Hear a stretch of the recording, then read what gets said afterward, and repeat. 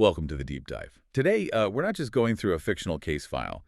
We're really trying to tear apart its structure. Yeah, like how do you build the perfect cold case? Exactly. We're plunging into Echoes from the Icebox. It's this fictional NCIS scenario about the 1987 poisoning of Admiral Harlan Blackwood.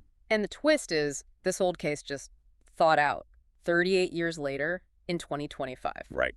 Suddenly very, very hot. So our mission here, it's analytical, We want to get why the source material set it up this specific way. Right. We're looking at the setting, the core evidence that Chalice, and then comparing the four main suspects, all within that kind of intense Cold War backdrop. It's like the blueprint for the whole mystery. Precisely. We're giving you the shortcut to understanding that foundational setup. And the person leading us through this is Isabel Sammy. She's 28. An NCIS probie. And the source makes a point about her, right? That she's carrying something. Yeah, it mentions a recent psych evaluation, calls it a scar that seems to kind of shadow her. Adds pressure from the start. Definitely. And the case doesn't just land on her desk. It takes this massive external event. The nor'easter, November 3rd, 2025. Yeah, this huge storm slams the Chesapeake. It's almost like a narrative device, a deus ex machina, tearing things up and uncovering evidence at Blackwood Hall. That storm's doing heavy lifting narratively. It's the bridge across those 38 years. Makes sense. And the setting itself, Blackwood Hall. Wow. It's described as a hulking Victorian beast. Built on what, shipwrecks? Yeah, borough of shipwrecks. And there's local lore, too. Drowned sailors rising with the storms. Creepy. Sets a mood. Totally. It frames the whole thing not just as a standard investigation, but maybe something more, something confronting history itself. Even the road leading there, all made in court. What about it? Locals call it Suicide Row. Grim stuff. Wow. Okay, so that ties back to the original crime in '87. That dread was already there. It was Blackwood's Gala. The source calls it a Cold War cocktail of spies and sub-secrets. And he's poisoned. Belladonna, right? Yeah. Nightshade's kiss. Delivered in a chalice, his last word. Traitor! Chilling. And then the case just freezes. Goes cold in '88. Killer walks. Motive unknown. And notice the immediate personal connection for Sammy, that psych evil scar the source mentions. Yeah. It apparently flares up as she gets near this place. So it's not just a case for her. Seems not. Even her husband, Kyle, he's a Navy diver, knows the area he warns her, calls Almaden Court Suicide Row. Reinforcing that feeling of doom around the place. Exactly. Is Sammy drawn there because of her own issues? The source kind of leaves that hanging. Okay, let's shift from the place to the thing the storm revealed. Right, the dock near the boathouse. The storm didn't just damage it, it ripped it right off, didn't it? Tore it clean off. And underneath, in the silt, there it was, the murder weapon, sealed away for decades. And this is where the modern forensics kick in. Yeah, and the state of the chalice is fascinating. Silver stem, covered in barnacles, naval etchings. Like a trident and anchor. That's the one. But the tox kit is the real kicker. Atropine positive. So, Belladonna confirmed.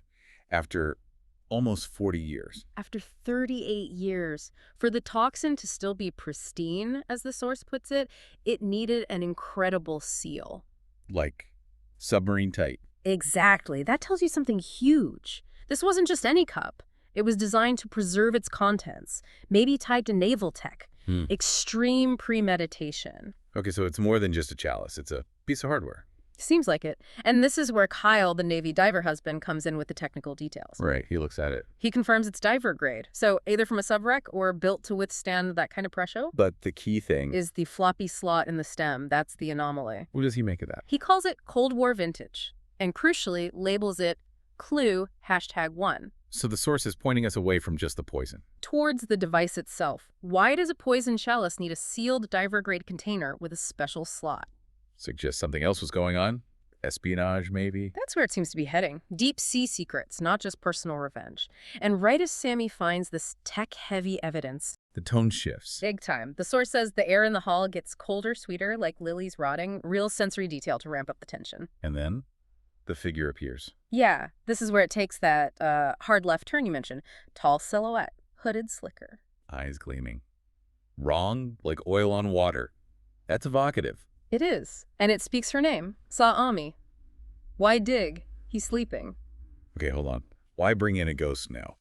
Right when the forensics are getting interesting. Well, I think the source uses it to, crank up Sammy's personal stakes. It ties the setting's power directly to her. So it's not just any ghost. It's like the house itself or the history is pushing back, and then lightning And flashes. reveals the face. Gaunt, waterlogged. Blackwood's eyes, blue veins. It confirms the paranormal element is real within this story. The trauma of the past is literally haunting the present investigation. And maybe targeting Sammy specifically because of her own vulnerability, that psych evil scar. Okay, so this changes everything. It's not just solving a crime. It's like surviving it. Psychologically, maybe spiritually. Boy, we still need to look at the Who, the original players from that 1987 gala. Right, back to November 14th, 1987. The source paints quite a picture. Oh, yeah. VHS hiss, 80s power suits, hollow crests projecting trident oaths. Very atmospheric. And Blackwood toasts to shadows eternal with the chalice. Giving the killer their opening. Now, these 4 suspects, they're like a matrix, aren't they? Designed to obscure the truth. Let's break them down. Suspect 1, Ensign Victor. Young, 24. His motive seems pretty straightforward. Money. Wolfish with Vegas bets. Eyes devouring the Admiral's signet. So, theft, coercion. Seems likely he had the opportunity, maybe, but did he have the sophistication for that chalice device? Maybe not. Okay, contrast him with Suspect 2, Lydia Voss, 32, CIA. The silk-wrapped scorpion. Her motive is pure espionage. Institutional. She was seen looking towards a Soviet whisperer. Yeah. If Blackwood was involved in something compromising selling secrets, exposing an Operation Voss would be the one to neutralize him. Quietly. Belladonna fits that kind of profile, doesn't it? Political hits. Historically, yes. Now, Suspect 3, Hargrove, the butler, 28. Not just any butler, though. Forged in SEAL fire. Ex-military elite. Forced into service. There's a hint of discharged doom in his stare. Suggests a massive personal grievance. Revenge against Blackwood for ruining his career. It's a strong possibility. He definitely has the training to be lethal. And then the wild card. Suspect 4, Clara, just 16. The brace-faced rebel. But she's the tech expert. Clacking hacks into ham-wave voids? What does that even mean? Basically tapping into secure radio communications, old-school non-digital stuff. She's a code cracker. So if Blackwood was dealing in classified codes, Claire could potentially intercept them, steal them, maybe even blackmail him. She could be working for someone or for herself. wow, okay, so you've got greed, espionage, revenge, and high-tech theft, all in the same room. Exactly, a perfect balance. It explains why the original investigation hit a wall, despite having these 4 really strong suspects. The killer just vanished into time's undertow.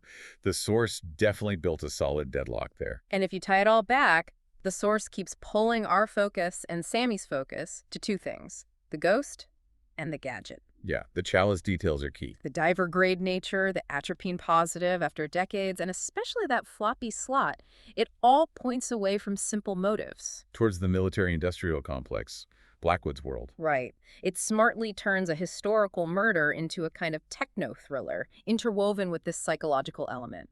So summing up what we've got from the source.